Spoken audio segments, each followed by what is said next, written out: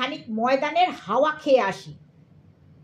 পথে যেতে যেতে সুর ভাসতে লাগলেন তিনি। আওয়াজটা স্পষ্ট হতে টের পেলাম, না, গান না, কান্নাই বলা যায় একরকম।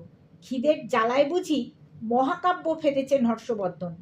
তিনি আওড়াচ্ছেন, স্পষ্ট আমি শুনলাম, পেটের বড় জ্বালা, দুই হাত পা লটর পটর, কর্ণে ধরে তালা।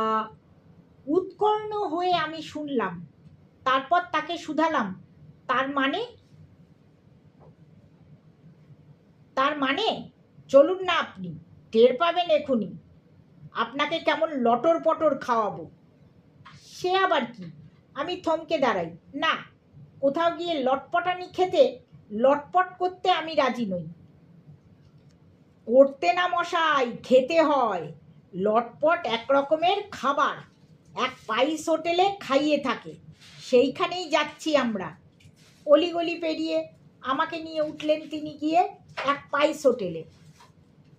বললেন, নামেই পাইস হোটেল মশাই, কিন্তু পয়সায় কিছু মেলে না আর আজকাল। টাকার কারবার সব। মাছের টুকরোই বলুন আর মাংসের টুকরোই বলুন, সব 1 টাকা করে দাম। কোনকালে কেবল পাইসে মিলতো খোদাই জানেন। পুরো 1 প্লেট ভাতের দামও এখানে 1 টাকা। দুজনে ভেতরে গিয়ে বসলাম একধারে লম্বা টেবিলে, একাধারে টেবিল বেঞ্চিও বলা যায়, ঠিক স্কুলে যেমনটি থাকে। যে দেখুন না খাদ্য তালিকার দিকে, ওই তো টাঙানো রয়েছে সামনেই। তিনি দেখালেন। দেখলাম, সত্যি মাছ ভাজা, মাছের ঝোল, মাছের কালিয়া, দমকারি, মাংসের প্লেট, রকমারি খাদ্য, থরে থরে সাজানো। চক্খরির দামে কেউ 1 টাকার কম যায় না। আরও দেখলাম, কলকাতায় বাজারে মাছের তাল না পাওয়া গেলেও এখানে তাদের বিরাট সম্মিলনী।